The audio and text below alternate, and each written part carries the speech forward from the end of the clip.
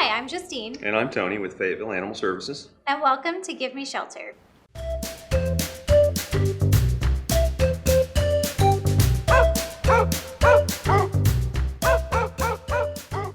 Today I'd like to talk a little bit about a recent development for the shelter. Recently, and unfortunately, a very important member of the animal welfare community in Northwest Arkansas has passed away.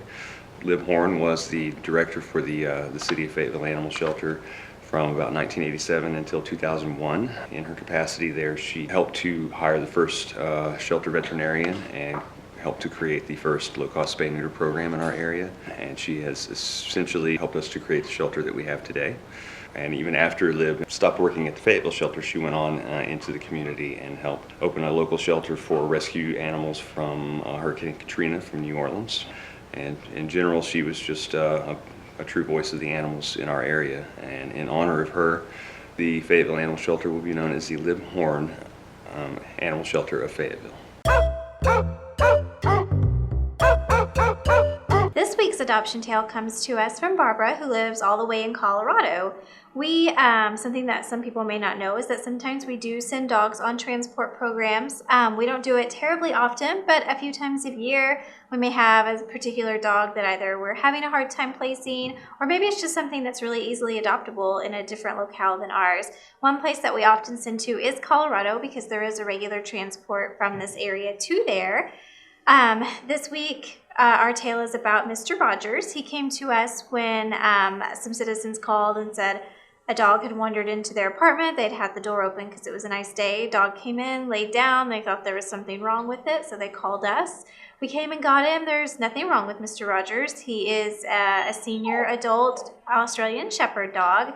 Very sweet guy. We thought somebody would reclaim him, but they didn't. We have a really good relationship with an Australian Shepherd rescue in Colorado, so they accepted him and we sent him up there. He was adopted within a week.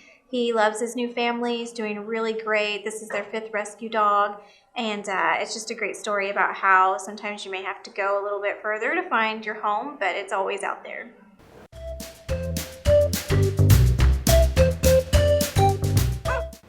Sometimes we get asked questions about, how often should I bathe my dog? And I think one thing, it's a personal preference issue. If you really like a clean smelling dog, you may want to bathe them as frequently as even every week. You don't want to do it a lot more often than that unless you have a specific reason to, just because you don't want to dry out your dog's skin and get them all flaky, just like we get, especially in the winter with all that hot, dry air circulating. It's good to keep them kind of moisturized too. So I usually don't recommend bathing more than once a week. Yeah, it's a great idea because the dogs do have a natural oil in their skin that helps protect them. And actually, people with allergies, the more often that you bathe the dog, the worse it could be for your allergies. You don't want to do it too often, for sure.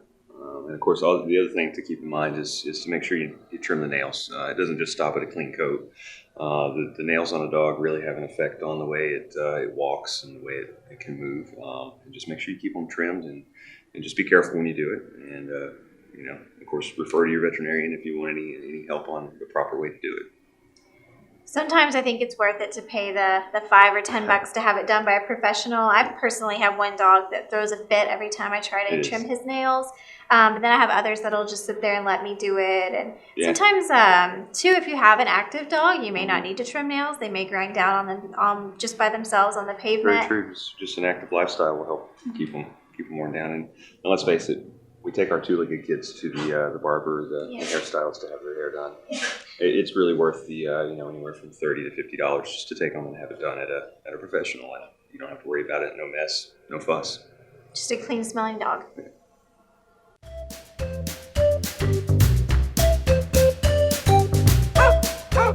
This week's adoptable cat is named Noelle. She has beautiful silver-colored fur. She's about 10 months old, so right on the cusp of being a young adult cat.